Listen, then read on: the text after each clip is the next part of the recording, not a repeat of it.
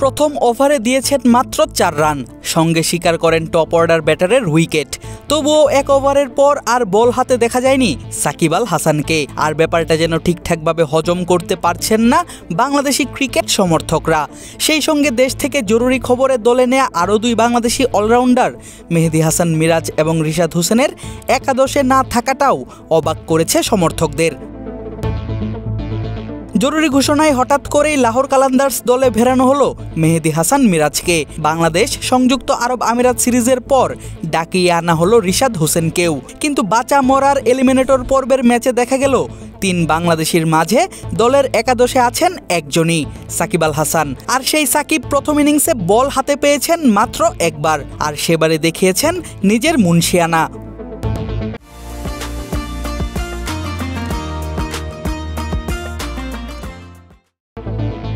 এবারের পিএসএল আসরে লাহোর কালান্দার্সের হয়ে নিজের দ্বিতীয় ম্যাচে সাকিব আল হাসান বল হাতে আসেন ইনিংসের 7ম ওভারে। ততক্ষণে শেষ হয়েছে পাওয়ার প্লে।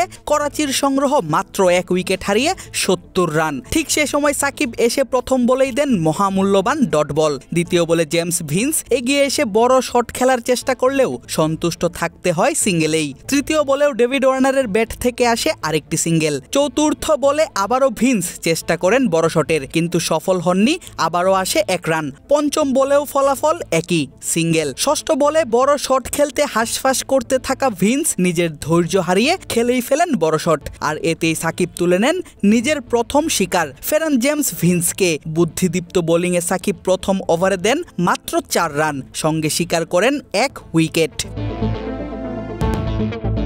সেই 1 ওভারের পর আর সাকিবকে দেখা যায়নি বল হাতে বোলিং করতে। তার পরিবর্তে লাহোর কালান্দার্সের 4 বোলার শাহিন আফ্রিদি, হারিস রৌফ, জামান খান এবং সালমান মির্জা করেন 4টি করে over. Part time bowler Mohammad নাইমও করেন 3টি ওভার, যা মূলত করার কথা ছিল আল হাসানেরই।